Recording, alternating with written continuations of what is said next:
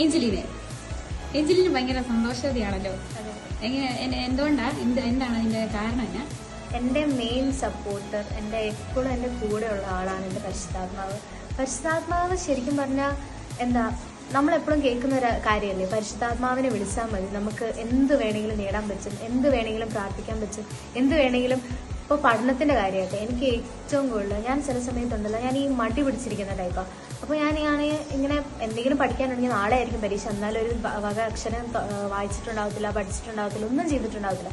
ഞാനിങ്ങനെ ഒന്ന് കണ്ണടിച്ച് പരിശുദ്ധാത്മാവിനെ നോക്കും, എൻ്റെ പരിശുദ്ധാത്മാവെ ഇതിലൊന്ന് വന്ന് എനിക്ക് പഠിക്കാനും എനിക്ക് എന്തെങ്കിലും നാളത്തെ പരീക്ഷയ്ക്ക് എന്തെങ്കിലും ഒന്ന് എഴുതി വെക്കാനുള്ള അനുഗ്രഹം നൽകണമേ എന്ന് ചോദിക്കും. പരിശുദ്ധാത്മാവ് അപ്പം അങ്ങ് ഇറങ്ങി വരും. അപ്പം നമുക്ക് ആ ഒരു ത്വര കിട്ടും പഠിക്കാനായിട്ട്. അപ്പം ഞാൻ ആ ഒരു സമയത്ത് പഠിക്കുന്നതായിരിക്കും. ഞാൻ പിന്നെ ആ പരീക്ഷയ്ക്ക് പോയി എഴുതുന്നു, അത്യാവശ്യം നല്ല മാർക്കൊക്കെ കിട്ടും. എൻ്റെ ഏറ്റവും വലിയ സഹായകമാണ് പരിശുദ്ധാത്മാവ്.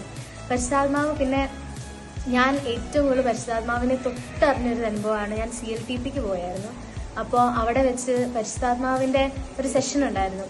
അവിടെ ഞങ്ങൾ ധ്യാനിച്ചുകൊണ്ടിരിക്കുന്ന സമയത്ത് ശരിക്കും അച്ഛൻ വന്ന് തെറ്റി തൊട്ടപ്പോൾ എൻ്റെ ഉള്ളിൽ പരിശുദ്ധാത്മാവ് നിറഞ്ഞ പോലെ ഞാനൊന്ന് പുറകിലേക്ക് പോയി.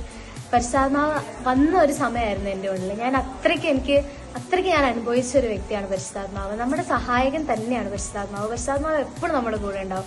ഈശോ അയച്ച ഒരാള് എപ്പോഴും നമ്മുടെ കൂടെ ഉണ്ടാവുന്ന ഈ പരിശുദ്ധാത്മാവിനെ വിട്ട് പോകാൻ പറ്റത്തില്ല. പരിശുദ്ധാത്മാവ് നമ്മൾ വിട്ടുപോയാലും പരിശുദ്ധാത്മാവ് പുറകെ ഇങ്ങനെ നടന്നുകൊണ്ടിരിക്കും. അത്രയ്ക്കും പവർഫുള്ളാണ് പരിശുദ്ധാത്മാവ്.